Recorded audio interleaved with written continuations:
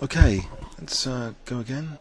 Game started. Just over 2200, and they're pairing me against someone 200 points lower, so gotta be careful. I'll play the bishop b5 line, the anti-Sveshnikov. Tempted just to, I don't know, take on c6 immediately. Or maybe I should wait for a6 here instead of giving up the bishop voluntarily. Maybe just play c4 and d4. See if I can get a better overprotection strategy than one of the previous disasters where it all fell apart. As soon as I take on c6, I mean, I'm liberating that bishop potentially if Black's going to recapture the d pawn. Okay. I wonder, e takes d here, or queen e2. Is queen e2 possible? Queen e2, bishop g4 though. So maybe just h3 actually. h3. So just trying to keep things solid in the centre for the moment. Knight c3.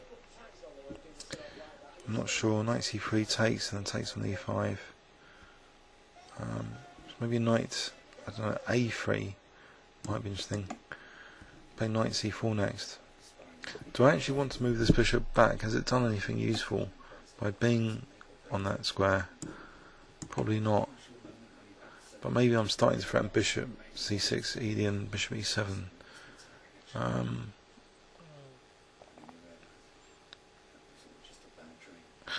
In fact, because of h3, I am afforded the luxury of queen e2 now. But unless bishop c4, knight d4.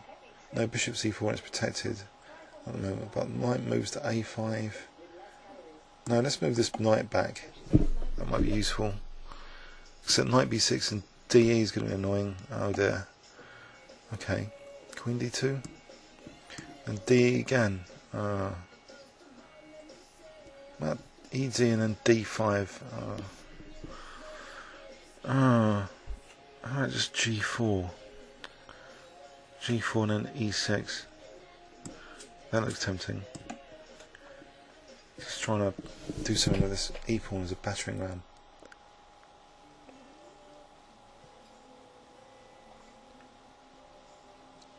Or is it worth playing queen e2 first?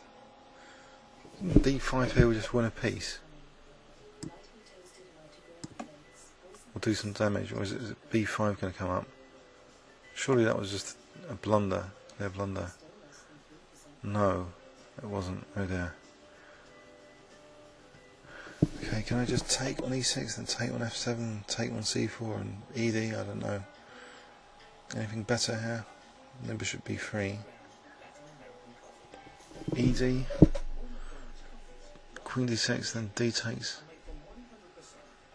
ed actually seems interesting because after queen d6, d takes.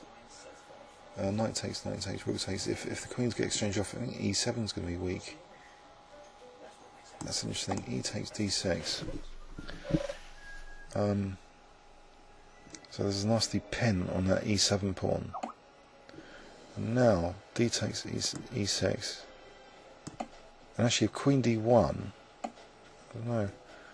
Okay, e takes. I don't know. E takes f7 protects the e7 pawn. Do I really want that? Maybe knight c4 first. Now, what about just queen takes d6 and e7 with the idea of rook ad1 and rook d6 and rook d8? Just to get a big pass pawn going, I think is interesting. But I guess there's d5 but then a3, so I don't know. Maybe I'm retaining that pawn for a little bit longer. So is it easy to protect d6? Rook c6. Rook c6, yeah, that's a pain. What about knight d4? That as well. Good point. Okay. Bishop h4 can go to g3 next.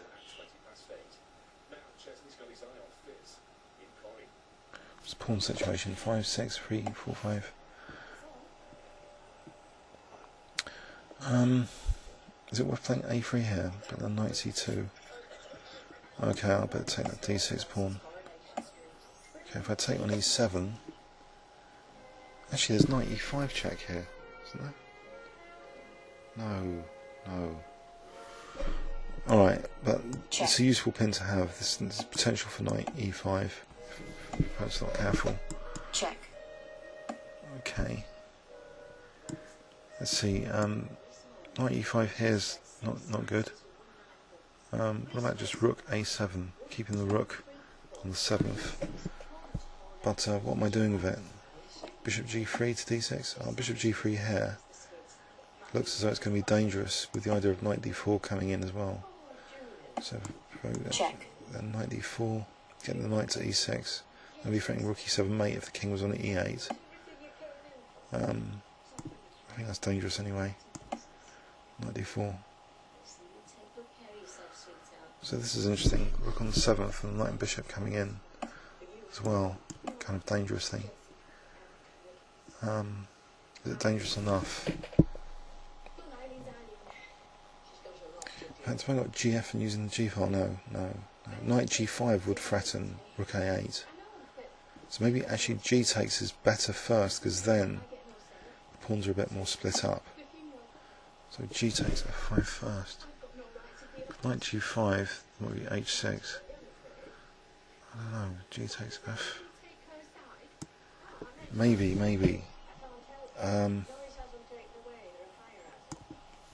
No, hang on.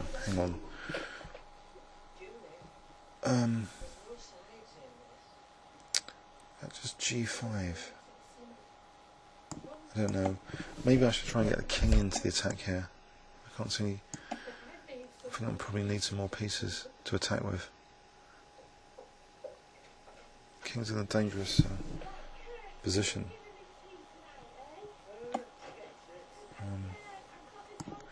So I'll bring it up. G3.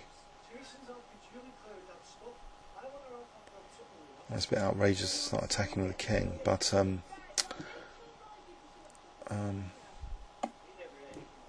why not? Might scare the opponent a little bit.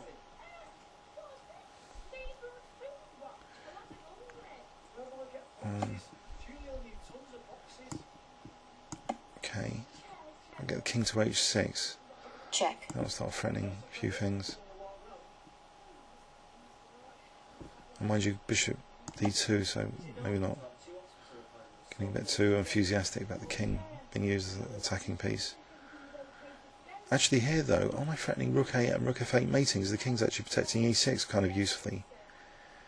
So maybe there is something to this. King march. Right, I'll play that. Check. Check. It's going to drive the king to H7 then. Then knight F8. Knight G5. Check. Check again. Check. Check. Okay. We've got 30 seconds, but bishop F8. Check.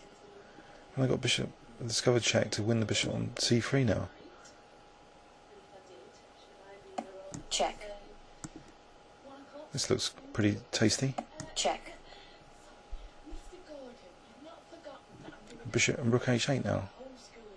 Rook H8 next. Black resigns. Oh, that was a bit. Just a bit lucky. Let's face it, that was a bit lucky. What happened?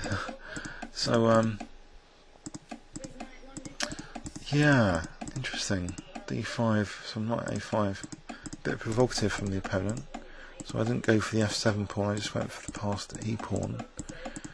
Seemed to be okay material here.